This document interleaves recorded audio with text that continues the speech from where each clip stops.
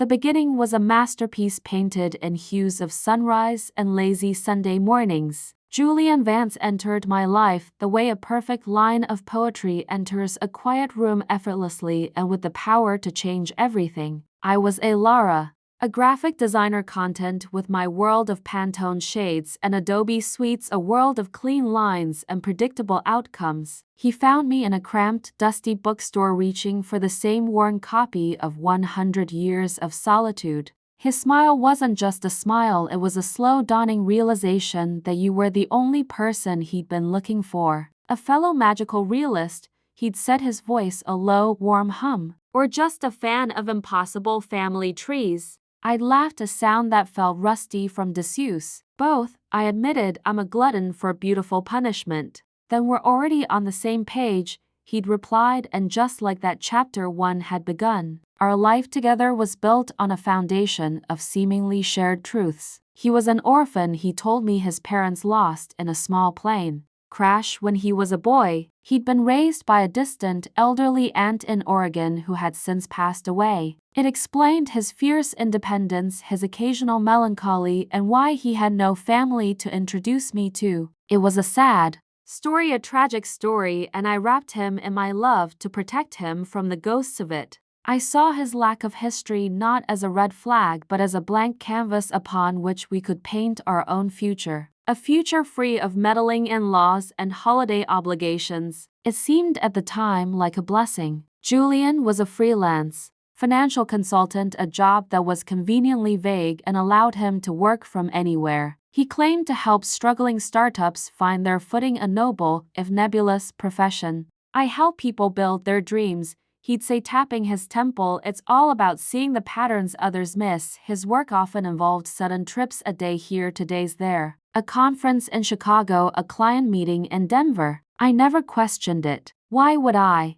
His absences were always brief, and his returns were always passionate, filled with gifts and stories and an urgency to hold me as if he'd been starved of me for months. He learned me so completely. He knew I liked my coffee with a single teaspoon of honey, not sugar. He knew I hummed off key when I was concentrating. He knew that the scent of old books and rain-soaked earth made me feel at peace. He would leave little notes for me in my coat pocket, simple, 4-word affirmations like "You are my anchor" or "Today, you are beautiful." He built our world with such meticulous detail, every joint and beam seemingly perfect. We adopted a scruffy terrier mix from the local shelter and named him Marlowe. We spent our weekends hiking in the nearby state park, our boots crunching on fallen leaves as we planned a life that felt as solid as the ancient trees around us. One day, he whispered to me one night, his breath warm against my ear. As we lay tangled in our sheets, the city lights a distant, blurry glow through the window. One day we'll have a house with a wraparound porch and a garden where you can grow all the lavender you want.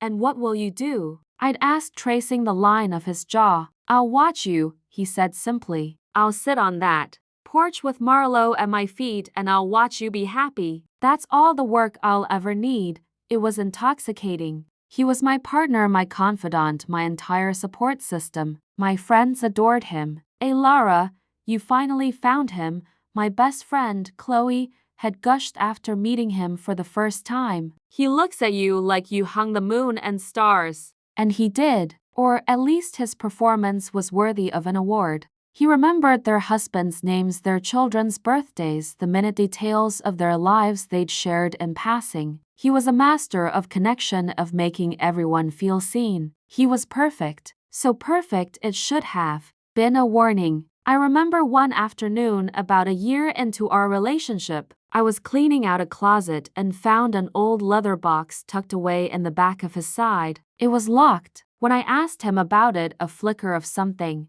unreadable crossed his face before being replaced by his usual easy smile. Ah, that, he chuckled. Just old memories. Things from before. Honestly, Lara, the key's been lost for years. My life didn't really start until I met you anyway.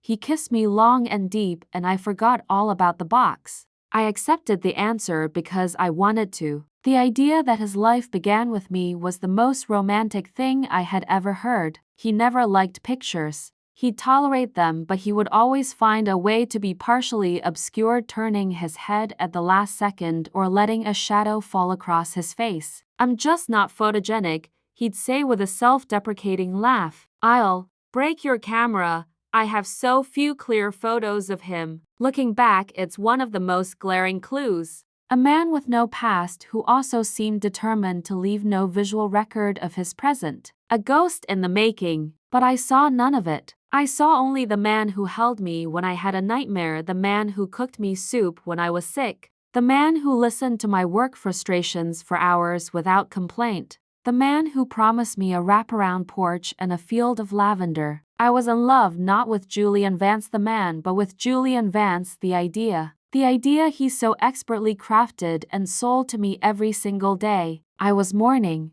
him long before he died, I just didn't know it yet. I was in love with a meticulously constructed fiction, a beautiful sun-drenched lie. The end came on a Tuesday, a perfectly ordinary, horribly mundane Tuesday. Julian was supposedly in Seattle for a 2-day fintech summit. He'd called me the night before, his voice crackling slightly over the phone. "I miss you already," he'd said. "It's all so boring and corporate without you to make fun of it with me." "Just think of the porch," I joked. "Every boring PowerPoint slide is another nail in our future porch." He laughed, a sound I would later play over and over in my head, dissecting it for any hint of falsehood. "I love you, Lara." "I love you too," I'd said. "Travel safe, always."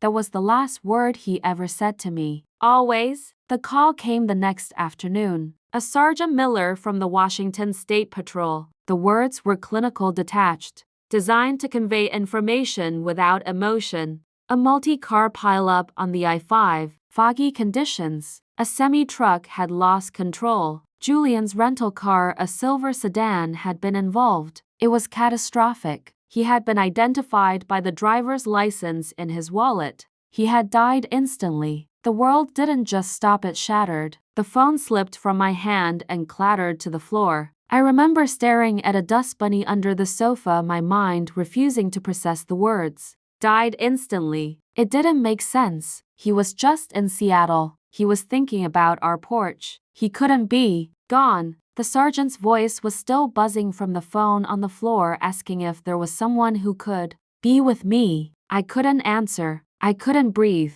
My meticulously designed life with its clean lines and predictable outcomes had just been obliterated. The days that followed are a blur of suffocating kindness. Chloe was there in an hour, her face a mask of horrified sympathy. She made the calls, she handled the arrangements. Because there was no family, I was the sole point of contact. The responsibility was crushing. The authorities in Washington were helpful. They explained that due to the severity of the accident and the subsequent fire, a closed casket was necessary, mandatory. I didn't question it. The thought of seeing him like that was unbearable. In a twisted way, it felt like a mercy. I could remember him as he was, vibrant, smiling, alive. We had a memorial service a week later, not a funeral, a celebration of life, because Julian had always said he hated the morbidity of funerals. Our friends came. People from my work came. A few people who I vaguely recognized as clients of his came, offering hushed, awkward condolences.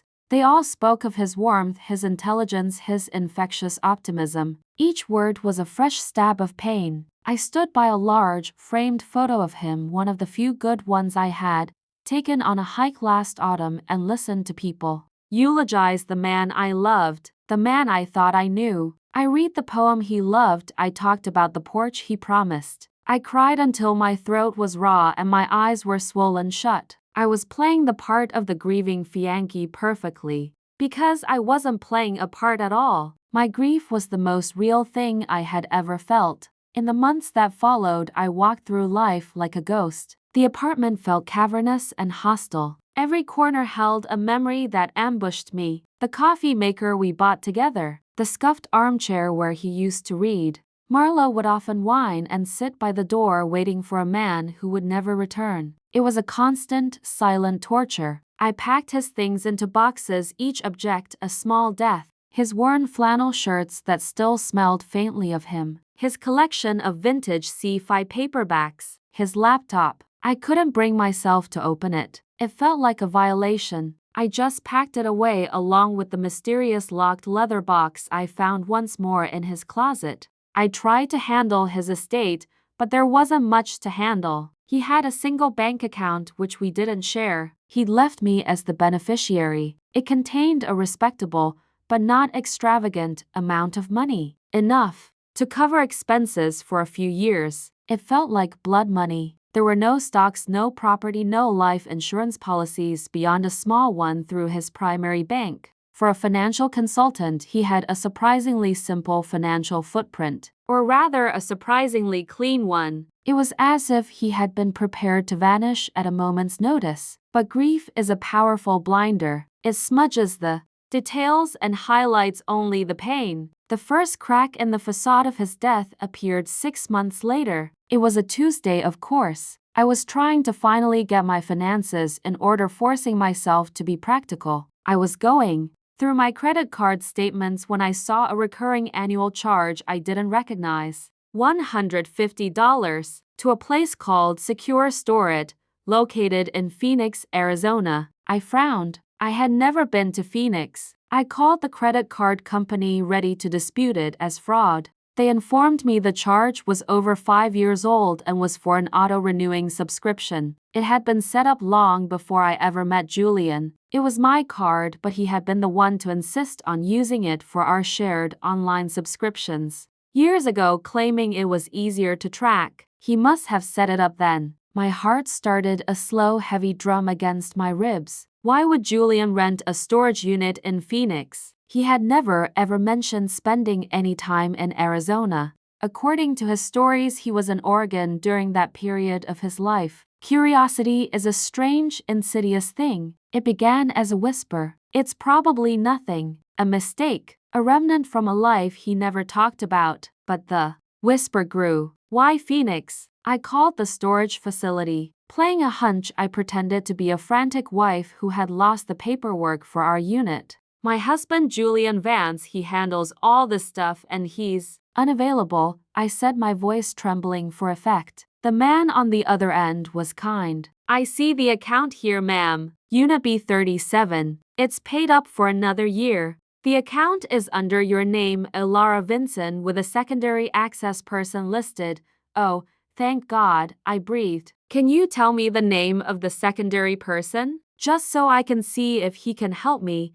There was a pause, the click of a keyboard. Yes, the secondary person listed for access is a Mr. David Keller. David Keller. The name meant nothing to me. Nothing. My blood went cold. Who the hell was David Keller? I thanked the man and hung up the phone, my hand shaking. This was the first thread. The first tiny, loose thread on a perfectly woven tapestry, and I had to pull it. For the first time in 6 months, the fog of grief began to recede, replaced by a sharp, terrifying clarity. Something was wrong. Not just wrong in the tragic, life is unfair sense. Something was structurally wrong. The foundation of the life we'd built was starting to feel like sand. The drive to Phoenix was a 20-hour pilgrimage fueled by caffeine and a cold, burning dread. Chloe had tried to stop me. "Hey Lara, this is crazy," she'd pleaded. "You're grieving. You're looking for answers that aren't there. Let it go." But I couldn't. That name, David Keller, was a splinter in my mind. I had to know. I had to see what was inside that storage unit. Secure Store. It was a soulless place on the sun-bleached outskirts of the city. A grid of identical orange doors under a mercilessly white sky. I showed my ID at the front desk, my heart hammering against my ribs. The manager, a beefy man with a bored expression, handed me a key and pointed me toward Building B. Unit B37. The roll-up door screeched in protest as I heaved it open, revealing a small, dark space that smelled of dust and secrets. I fumbled for the light switch just inside the door, and a single, naked bulb flickered to life. The unit wasn't full. It held only a few cardboard boxes, a small metal filing cabinet, and a single, solitary chair. It felt less like a storage space and more like a way station. A pre-packed bug-out bag for a life. My hands trembled as I opened the first box. It was filled with clothes. Men's clothes, but not Julian's style. No soft flannels or well-worn band t-shirts.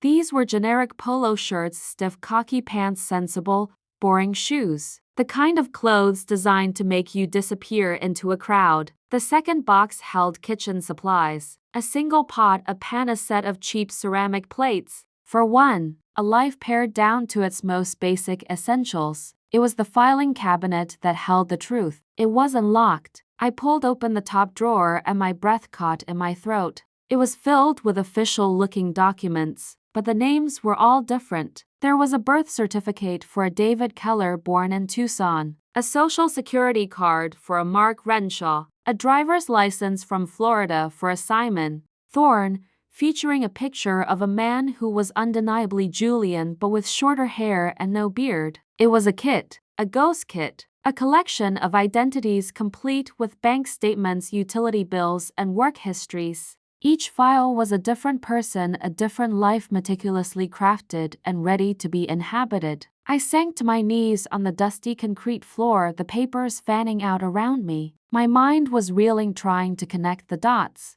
The vague job, the sudden trips, the aversion to photos, the lack of family or history, the locked box in our closet. It wasn't a tragedy, it was a script. Julian Vance was not an orphan from Oregon. Julian Vance was not a financial consultant. Julian Vance didn't even exist. He was just another file, another performance. And when the curtain fell on that life, he was ready to start a new one. The car crash, the conveniently closed casket. A wave of nausea washed over me. He wasn't dead. He couldn't be. He had faked his own demise. I felt a hysterical laugh bubble up in my chest. I had mourned a man who didn't exist. I had cried for a phantom. I had delivered a eulogy for a character in a play. My grief, my profound, soul-crushing grief, had been for nothing. It was a lie built on a lie. The pain of his loss was suddenly and violently eclipsed by the searing agony of betrayal. The man I loved hadn't been taken from me. He had left me. He had discarded me like he discarded all his other identities. I wasn't the love of his life. I was just a chapter, a prop in the Julian Vance show. I spent an hour in that unit piecing together the scale of his deception. The bottom drawer of the cabinet held passports, plural, one for David Keller, one for Simon Thorne, and a third for Leo Moreno. In the back of the drawer, tucked into a thick envelope, I found a key, a small, old-fashioned brass key. It looked exactly like one that would fit the locked leather box in my closet back home. Adrenaline replaced my shock. I wasn't a widow. I was a detective. I wasn't a victim. I was the only person on earth who knew Julian Vance was a fraud. A cold fury settled in my bones. He was not going to get away with this. He was not going to erase me. I took the file for David Keller, the Florida driver's license for Simon Thorne, and the brass key. I locked the rest of his secrets back in the unit, rolled down the screeching door, and walked out into the blinding Arizona sun. I wasn't hunting a ghost anymore. I was hunting a man. The flight back home was surreal. I sat amongst strangers, my mind a whirlwind of aliases and lies. The brass key felt heavy in my pocket, a tangible link to the truth. As soon as I walked into my apartment, our apartment, I went straight to the closet and pulled out the old leather box. The key slid into the lock with a satisfying click. I lifted the lid. Inside there was no treasure, no sentimental keepsakes. There was just a single, slim laptop and a stack of $100 bills bound with a rubber band. A go bag, the real go bag. I took the laptop to the kitchen table and powered it on. It wasn't password protected. The man was arrogant. He never thought I'd find it, let alone open it. The desktop was clean except for a single folder named Contingencies. My blood ran cold. Inside were several subfolders. One was labeled Asset Liquidation, another Communications, and a third, the one that made my stomach drop, was labeled A. Lara. I clicked on my own name. It was a file on me, a dossier. It had my social security number, my mother's maiden name, my bank details, my work history, my psychological profile from some online quiz I'd taken years ago. He had researched me, studied me. I wasn't a person he fell in love with. I was a target he had selected. The notes were clinical, trusting, stable social circle but no immediate family in the city, financially solvent, emotionally available due to recent breakup, ideal partner for a 2 to 3 year cover, 2 to 3 years. That's all I was. A cover story, an alibi in human form. The betrayal was so absolute, so profound, it was almost paralyzing. Every shared secret, every whispered "I love you," every single moment of our life together was recontextualized as a strategic move, a tactic. I felt violated on a level I couldn't even articulate. He hadn't just broken my heart. He had stolen 2 years of my life, of my reality. But then I saw it. In the communications folder there was a single, encrypted email file. It took me hours using recovery software I downloaded from the internet, but I finally managed to crack it open. It was a draft, an email he never sent. It was addressed to an anonymous account and the subject line was simply "Exfiltration complete." The body of the email was brief. The Vance identity has been retired. Accident staged successfully. No complications. Now operating as Keller. Transferring assets to the Cayman account. Will lay low in Costa Rica for 6 months. Before proceeding to the next phase, the house by the water is finally ours. The house by the water is finally ours. Ours. The word hit me like a physical blow. He wasn't alone. He had done all this, faked his death, erased his life with me for someone else. The wraparound porch and the lavender field he had promised me. He was building it for her. Whoever she was, that was it. That was the final piece. The fury returned sharp and white-hot. I didn't care about his reasons anymore. I didn't care about the larger criminal enterprise he was clearly a part of. All I cared about was that he was sunning himself on a beach somewhere, living a life he had funded with my stolen trust, while I was left to mourn a lie. I did not go to the police. What would I tell them? That my dead boyfriend wasn't actually dead? They would think I was crazy, a hysterical, grieving woman. He had covered his tracks too well. No, this wasn't for them. This was for me. I took the Florida driver's license with his picture. Simon Thorne. I took the dossier he had made on me. I took the printout of the unsent email. I packed a small bag. Then I sat down and began to write. I wrote to the anonymous email address from the draft. The subject line was simple. A message for David Keller.